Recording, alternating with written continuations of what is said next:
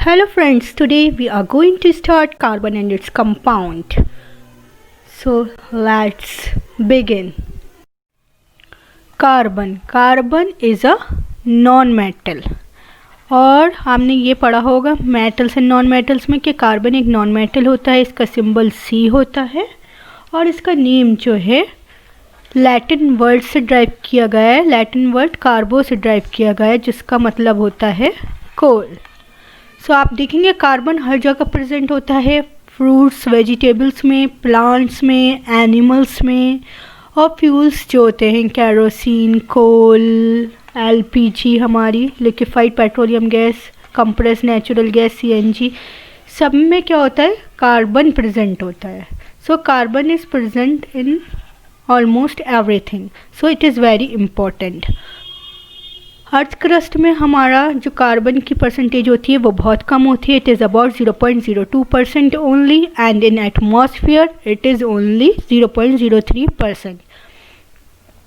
Presence of carbon हम check कर सकते हैं, किसी भी कंपाउंड को अगर हम एयर में बर्न करेंगे तो वो हमें देगा कार्बन डाइऑक्साइड गैस देगा। तो किसी भी अगर कार्बन कंपाउंड को हम ऑक्सीजन की प्रेजेंस में बर्न करेंगे तो हमें क्या मिलेगी, कार्बन डाइऑक्साइड गैस मिलेगी। और मैं आप लोगों को पहले पढ़ा चुकी हूँ, जब कार्बन डाइऑक्साइड गैस को लाइम वाटर में पास किया जाता है तो वो कैसी अपीयरेंस देते हैं, मिल्की अपीयरेंस देता है। So we can check the carbon presence by this test in any compound. Let's talk about bonding in carbon. Carbon का एटॉमिक नंबर आप सभी को पता है क्या होता है, it is 6। So atomic number is equals to number of protons and it is equals to number of electrons. So number of protons carbon में, नॉर्मल कार्बन एटम में 6 होंगे और इलेक्ट्रॉन्स भी 6 होंगे। और अगर इसके मास नंबर की बात करें तो नॉर्मल कार्बन एटम का मास नंबर होता है 12।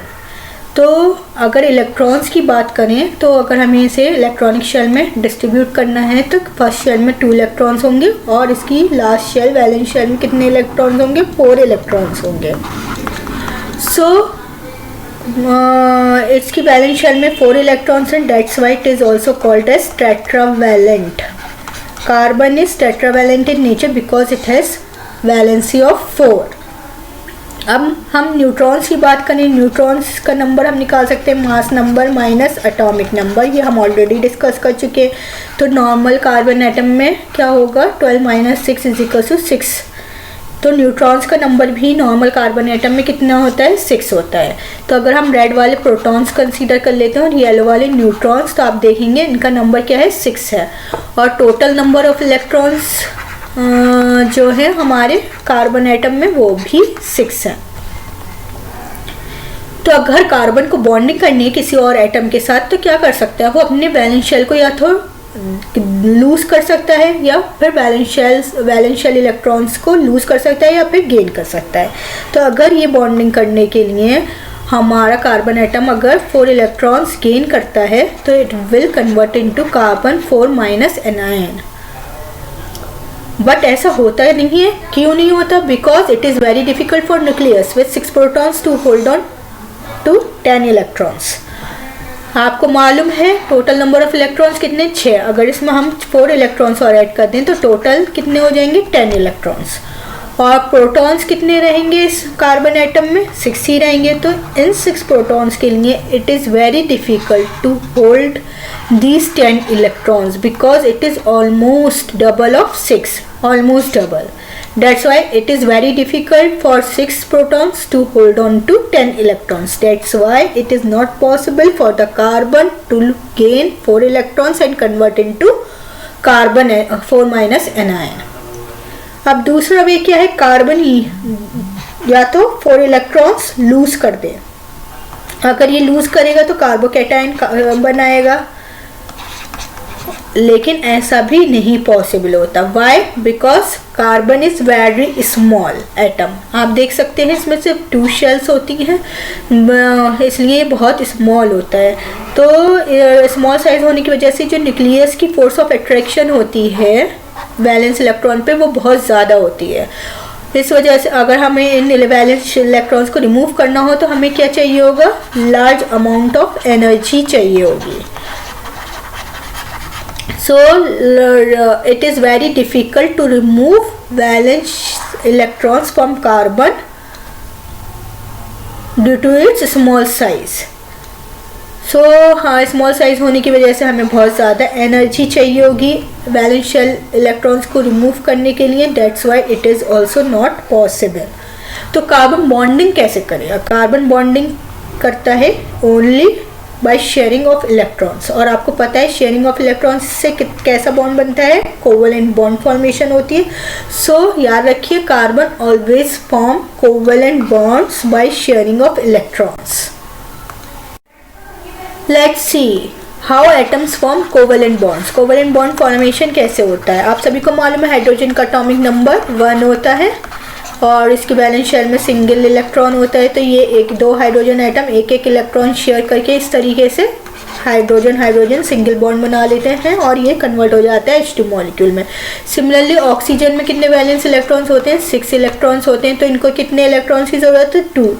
तो ये हमने दो इलेक्ट्रॉन, एक ऑक्सीजन आइटम क्या करता है? 2 इलेक्ट्रॉन शेयर करता है और ऑक्सीजन डबल बॉन्ड बना लेते हैं इस तरीके से. तो O2 मॉलिक्यूल फॉर्मेशन हो जाएगा. नाइट्रोजन में कितने वैलेंस इलेक्ट्रॉन्स होते हैं? 5 वैलेंस इलेक्ट्रॉन्स होते हैं क्योंकि इसका एटॉमिक नंबर होता है 7 और 7 को जब हम 2 शेल्स पे करेंगे तो 2 5 आएगा.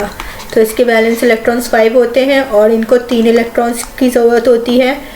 3 मोर इलेक्ट्रॉन्स अगर आ जाएंगे तो क्या होगा? इनकी ऑक्टेट कंप्लीट हो जाएगी. तो ये 3 इलेक्ट्रॉन्स की क्या करते हैं? शेयरिंग कर लेते हैं और ट्रिपल बॉन्ड फॉर्मेशन कर लेते हैं. सिमिलरली हम कार्बन कंपाउंड की बात करेंगे. It is methane. मीथेन में कैसे होगा? कार्बन के पास 4 इलेक्ट्रॉन्स होते हैं वैलेंस शेल में, हाइड्रोजन के पास एक इलेक्ट्रॉन होगा. तो ये क्या करेंगे? इस तरीके से कार्बन एक इलेक्ट्रॉन और हाइड्रोजन का 1 इलेक्ट्रॉन आएगा तो सिंगल बॉन्ड फॉर्मेशन होगी. यहाँ पे भी सिंगल बॉन्ड, यहाँ पे सिंगल बॉन्ड फॉर्मेशन. इस तरीके से कार्बन 4 सिंगल बॉन्ड फॉर्मेशन करेगा with 4 hydrogen atom. So it is methane. So carbon compound में हमेशा कोवेलेंट बॉन्ड फॉर्मेशन होती है. आप एग्जाम्पल ये देख सकते हैं, शेयरिंग करके कार्बन क्या कर रहा है? 4 हाइड्रोजन एटम्स के साथ 4 सिंगल बॉन्ड फॉर्म कर रहा है. चलिए कुछ प्रॉपर्टीज डिस्कस कर लेते हैं कार्बन कंपाउंड्स की. Carbon compounds bad conductor of electricity होते हैं because they form covalent bonds. आपने अभी देखा कार्बन के पास 4 वैलेंस इलेक्ट्रॉन्स होते हैं और ये जो है कार्बन क्या करता है? 4 इलेक्ट्रॉन्स को किसी दूसरे एटम के साथ शेयर करके कोवेलेंट बॉन्ड फॉर्म कर लेता है. तो इसके चारों इलेक्ट्रॉन्स किस में यूज अप हो जाते हैं? कोवेलेंट बॉन्ड फॉर्मेशन में यूज हो जाते हैं. तो इसके पास कोई क्या फ्री इलेक्ट्रॉन नहीं बचता. आपको मालूम है कंडक्शन के लिए इलेक्ट्रिसिटी के क्या चाहिए होता है? फ्री इलेक्ट्रॉन्स का होना बहुत ज़रूरी होता है. तो इसमें कोई फ्री इलेक्ट्रॉन नहीं होता. मोरओवर ये कंपाउंड्स, कार्बन कंपाउंड्स डिसोसिएट होने पर कोई आयन प्रोड्यूस नहीं करते. That's why they are bad conductor of electricity. Similarly दूसरा पॉइंट क्या है? ऑर्गेनिक कंपाउंड्स और you can say carbon based compounds have low boiling and melting point. इनका मेल्टिंग और बॉइलिंग पॉइंट बहुत लो होता है due to the weak force of attraction between these molecules. अगर हम कोई कार्बन कंपाउंड लें, सो फॉर एग्जांपल मीथेन में बहुत सारे मॉलिक्यूल्स प्रेजेंट होंगे, CH4. तो इन मॉलिक्यूल्स के बीच में जो फोर्स ऑफ अट्रैक्शन होती है वो बहुत वीक होती है. That's why they have low melting and boiling point. Let's talk about allotropes of carbon. Allotropy और एलोट्रोपिज्म क्या होता है? एक प्रॉपर्टी होती है एलिमेंट की जिसकी वजह से एलिमेंट 2 या 2 से ज़्यादा डिफरेंट फॉर्म्स में एग्जिस्ट कर सकता है. डिफरेंट फॉर्म्स का मतलब ये नहीं है कि उसकी फिजिकल स्टेट डिफरेंट होगी. फिजिकल स्टेट क्या होगी? सेम रहेगी. डिफरेंट फॉर्म मीन्स उनका स्ट्रक्चर डिफरेंट होगा. और उनका स्ट्रक्चर क्यों डिफरेंट होगा? Due to the different arrangement of atoms inside the element. वो डिफरेंट तरीके से बॉन्डेड होंगे. Due to the different arrangement of atoms inside the element उनका स्ट्रक्चर डिफरेंट होगा. That's why we are saying different forms में exist करेगा. तो the various forms in which an element can exist is called allotrope. उसको हम क्या कहेंगे? Allotrope कहेंगे. तो एलोट्रोप्स कार्बन के कितने होते हैं? 3 होते हैं. कौन कौन से? Diamond, graphite and Buckminster. So हम इनको वन बाय वन डिस्कस करेंगे detail. First allotrope of carbon is diamond. Diamond आप सभी को पता है इस तरीके का दिखता है और इसकी क्या प्रॉपर्टी होती है, it is a class colourless transparent substance and it has extra ordinary brilliance, means ये बहुत ज़्यादा ब्राइटनेस होती है, इसमें बहुत ज़्यादा चमक होती है। Next property is diamond is quite heavy and hard. यहाँ पे आपका एक ऑब्जेक्टिव क्वेश्चन भी बनता है, what is the hardest natural substance known on earth, तो इसका आंसर होगा diamond. Diamond is the hardest natural substance on earth.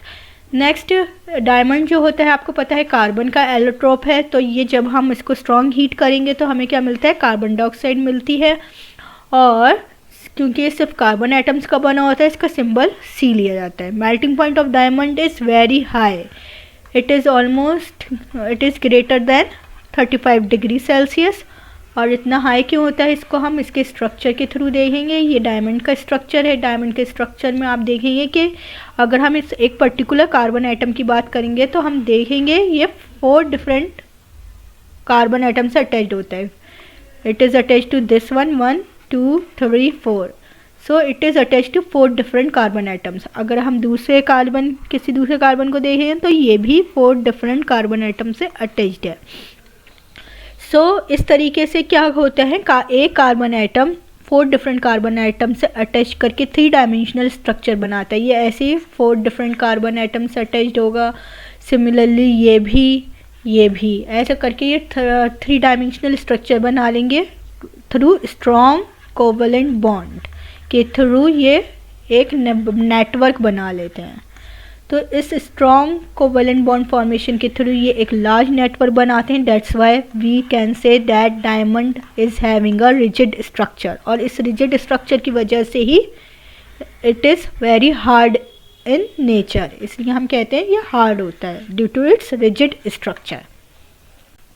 तो ये एक कार्बन एटम मैंने आपको बताया अभी 4 डिफरेंट कार्बन एटम से अटैच होता है, ये सिंगल यूनिट है डायमंड की। और ये किस तरीके से अरेंज है, टेट्राहेड्रल फॉर्म में अरेंज है, इसको टेट्राहेड्रन कहते हैं।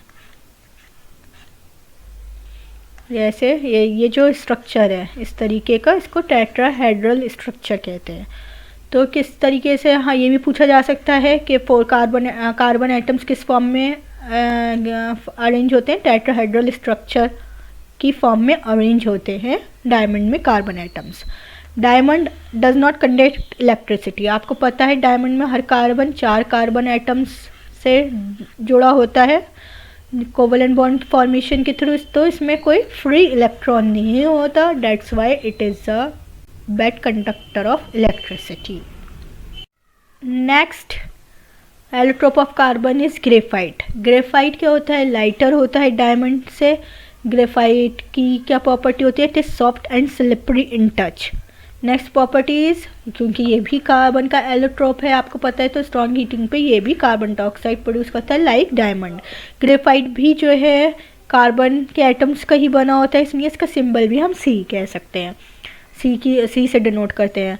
और ग्रेफाइट जो होता है गुड कंडक्टर ऑफ इलेक्ट्रिसिटी होता है। अभी हम इसको स्ट्रक्चर के थ्रू देखेंगे। ये इसका स्ट्रक्चर है ग्रेफाइट का, इसमें देखेंगे कि क्या है, कार्बन एटम्स का अरेंजमेंट जो है डायमंड से बिल्कुल डिफरेंट है। तो हम कह रहे हैं कि graphite has different arrangement of carbon atoms than that of diamond, that's why it is another allotrope of carbon. तो इसमें क्या होता है, हेक्सागन की फॉर्म में अरेंज होता है। हेक्सागन आपको मालूम है इस तरीके का होता है, 6 साइड्स होती हैं, तो आप यहाँ पे देखेंगे 6 हेक्सागन की फॉर्म में अरेंज होते हैं। लेकिन इसमें क्या होता है, एक carbon atom 3 different carbon atom से कोवलेंट बॉन्ड फॉर्म करती है। आप इस कार्बन को देखेंगे तो ये भी 3 डिफरेंट कार्बन से फॉर्म करेगी। तो ये लेयर्स की फॉर्म में होता है, ये एक लेयर है पूरी, ऐसे ही एक्सटेंड करेगी इधर और उधर। ये दूसरी लेयर है, और इन दोनों के बीच में जो लाइंस देख रहे हैं वो आपको क्या शो कर रही हैं, weak forces, van der Waals force. ये अलग अलग नहीं होती, इनके बीच में फोर्स ऑफ अट्रैक्शन होती है जो कि बहुत ही वीक होती है। उस फोर्स को हम कहते हैं वैन डर वाल फोर्स ऑफ अट्रैक्शन। और ये फोर्सेस बहुत वीक होती हैं, इसलिए ये लेयर्स जो हैं एक दूसरे के ऊपर स्लाइड कर सकती हैं। That's why it is slippery and soft in touch and it is a good conductor of electricity because इसमें क्या है, एक कार्बन 3 डिफरेंट कार्बन से अटैच्ड है और आपको मालूम है कार्बन में 4 इलेक्ट्रॉन्स होते हैं वैलेंस, लेकिन इसके 3 ही इलेक्ट्रॉन्स बॉन्डिंग में यूज़ हो रहे हैं और चौथा इलेक्ट्रॉन क्या है, फ्री है। That's why it is a good conductor of electricity. Just like diamond, graphite का भी मेल्टिंग पॉइंट बहुत ज़्यादा हाई होता है। चलिए डायमंड के यूज़ देख लेते हैं। Diamonds are used in cutting instruments like glass cutters, saw for cutting marble and drilling equipment. तो यहाँ पे आप देख रहे हैं ग्लास कटर है जिसकी टिप डायमंड की बनी है and it is used for cutting glass. Why it is used in glass cutters और cutting instrument? Because of its hardness. क्योंकि अभी आपने देखा कार्बन जो होता है बहुत ज़्यादा स्ट्रॉन्ग कोवैलेंट बॉन्ड फॉर्म करता है डायमंड में, जिसकी वजह से वो 3 डायमेंशनल नेटवर्क बनाता है जो कि बहुत ज़्यादा रिजिड होता है, जो कि इसको हार्डनेस प्रोवाइड करता है। Due to this hardness it is used in cutting instrument. Next use is it is used in sharp edged knife, जो कि ये sharp edged knife है जो कि डायमंड की बनी है। it is used by eye surgeons. Eye surgeon इसका यूज़ करते हैं for removing cataract from I. Cataract को रिमूव करने में आई सर्जन्स इस नाइफ का यूज़ करते हैं। वन मोर यूजेस जो आप सभी जानते हैं, it is use for making jewellery due to its extraordinary brilliance, क्योंकि इसमें बहुत ज़्यादा चमक होती है। That's why it is use in making jewellery. Diamond को आर्टिफिशियली भी बनाया जाता है। आर्टिफिशियली कैसे बनाया जाता है? अगर प्योर कार्बन लें और उस पर बहुत ज़्यादा हाई प्रेशर और टेम्परेचर अप्लाई किया जाए तो pure carbon will give diamond. ये डायमंड फॉर्म कर लेती है और ये इसको हम क्या कहते हैं? Synthetic diamond. क्योंकि ये आर्टिफिशियली प्रिपेयर हुआ है तो इनको हम सिंथेटिक डायमंड कहते हैं। तो आपसे क्वेश्चन पूछा जा सकता है सिंथेटिक डायमंड या कैसे प्रिपेयर किया जाता है, या फिर ये पूछा जा सकता है प्योर कार्बन को डायमंड में कैसे कन्वर्ट किया जा सकता है। तो by applying high pressure and temperature we can convert pure carbon into diamond. Let's see some uses of graphite. Graphites are used as lubricants in machines for lubricating machine parts. So इसको graphite को हम powder की form में use कर सकते हैं या फिर पाउडर को हम क्या कह सकते हैं, पेट्रोलियम जेली के साथ मिक्स करके भी यूज़ कर सकते हैं, या फिर इसके पाउडर को हम लुब्रिकेंट ऑयल्स जो होते हैं दूसरे उनके साथ मिक्स करके भी यूज़ कर सकते हैं। अब ये जो ग्रेफाइट होता है हमारा वो नॉन वोलेटाइल होता है, मींस ये जल्दी से वेपराइज नहीं होता है। That's why it is used in those machines also that operates at high temperature. वो मशीन्स जो हाई टेम्परेचर पे वर्क करती है उनमें भी ये लुब्रिकेंट की तरह यूज़ होता है because it is non volatile in nature. Next use क्या है? It is use for making carbon electrodes. ये ब्लैक रॉड जो दिख रही है वो कार्बन इलेक्ट्रोड्स बनाई जाती हैं ग्रेफाइट की, और ये एनोड जो होती है वो बनाई जाती है ग्रेफाइट की। And so it is use for making carbon electrodes. Next use is pencil lead में। आपको मालूम है जो अंदर ब्लैक पोर्शन होता है वो ग्रेफाइट का होता है और ग्रेफाइट ब्लैक इन कलर होता है। डेट्स वाई जब हम पेंसिल से लिखते हैं तो ब्लैक कलर देता है वो। ये क्या है? स्पेस शटल है। स्पेस शटल है। इसकी जो नोज कोन है उस पर टाइल्स होते हैं जिसमें ग्रेफाइट का यूज़ किया जाता है, क्योंकि graphite does not melt easily. इसका मेल्टिंग पॉइंट बहुत हाई होता है, so it does not melt easily. That's why it is used in the tiles of the nose cone of the space shuttle. Last allotrope of carbon is Buckminster fullerene. Buckminster fullerene क्या होता है? एक spherical molecule होता है just like football. इसमें 60 carbon atoms होते हैं, इसलिए इसको हम C60 से डिनोट करते हैं। और ये 60 कार्बन एटम्स पेंटागोनल रिंग्स की फॉर्म में और हेक्सागोनल रिंग्स की फॉर्म में, जैसा कि आप यहाँ देख रहे हैं, अरेंज होते हैं। इसमें 12 पेंटागोनल रिंग्स होती हैं, पेंटागोनल रिंग्स होती हैं एंड 20 हेक्सागोनल रिंग्स होती हैं। तो हम कह सकते हैं 1 molecule of C60 contains 12 pentagonal rings and 20 hexagonal rings. इस एलोट्रोप का नाम एक अमेरिकन आर्किटेक्ट थे जिनके नाम पे रखा गया था, बकमिंस्टर फुल्लर। बकमिंस्टर फुल्लर के नाम पे ही इस एलोट्रोप का नाम रखा गया है। वाई? क्योंकि इन्होंने एक डोम शेप्ड हॉल डिज़ाइन किया था for large international exhibitions. Large international exhibitions जो होती हैं उसके लिए। और उसका स्ट्रक्चर किससे रिजेंबल करता था? इससे रिजेंबल करता है बकमिंस्टर से। That's why it is named after the American architect Buckminster Fuller. ये जो बकमिंस्टर फुल्लरीन होता है वो डार्क सॉलिड होता है एट रूम टेम्परेचर पे। और ये बकमिंस्टर फुल्लरीन ग्रेफाइट, जो हमने दो अदर एलोट्रोप्स कौन से पढ़े, ग्रेफाइट एंड डायमंड। हमने पढ़ा ग्रेफाइट कैसा होता है, सॉफ्ट होता है, और डायमंड बहुत ज़्यादा हार्ड। लेकिन ये बकमिंस्टर फुल्लरीन कैसा होता है, नेदर हार्ड नॉर सॉफ्ट, ना ही ज़्यादा हार्ड होता है ना ज़्यादा सॉफ्ट होता है।